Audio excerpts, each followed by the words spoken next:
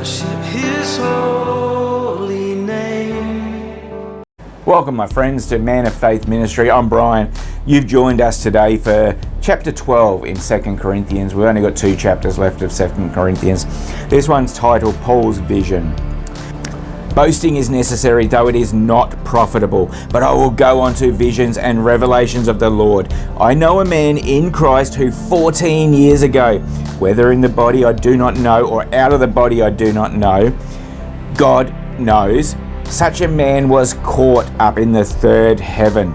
And I know how such a man, whether in the body or apart from the body I do not know, God knows, was caught up into paradise and heard inexpressible words which a man is not permitted to speak.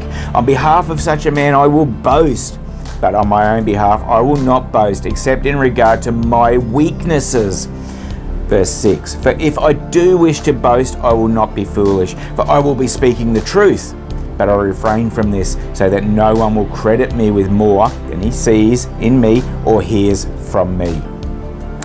Verse 7, which is titled A Thorn in the Flesh. Because of the surpassing greatness of the revelations, for this reason, to keep me from exalting myself, there was given me a thorn in the flesh, a messenger of Satan torment me, to keep me from exalting myself. Concerning this, I implored the Lord 3 times that it might leave me. And he has said to me, my grace is sufficient for you, for power is perfected in weakness. Most gladly, therefore, I will rather boast about my weaknesses, so that the power of Christ may dwell in me. Therefore, I am well content with my weaknesses, with insults, with distresses, with persecutions, with difficulties, for Christ's sake. For when I am weak, then I am strong. Verse 11, I have become foolish. You yourselves compelled me. Actually, I should have been commended by you. For in no respect was I inferior to the most eminent apostles, even though I am a nobody. The signs of the true apostle were performed among you with all perseverance, by signs and wonders and miracles. For in what respect were you treated as inferior to the rest of the churches, except that I myself did not become a burden to you? Forgive me, this is wrong.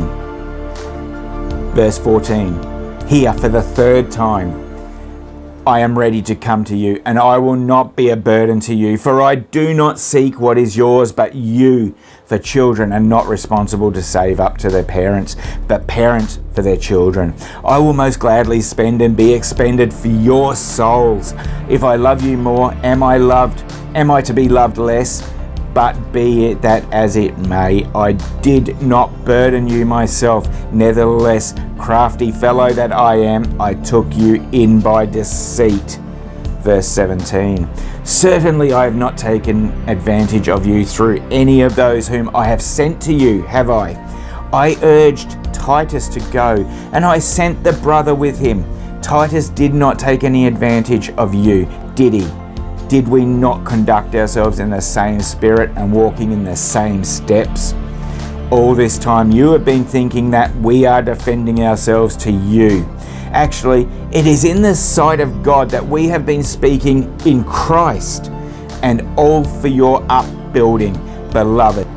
For I am afraid that perhaps when I come I may find you to not be what I wish, and may be found by you to not be what you wish, that perhaps there will be strife, jealousy, angry tempers, disputes, slanders, gossip, arrogance, disturbances.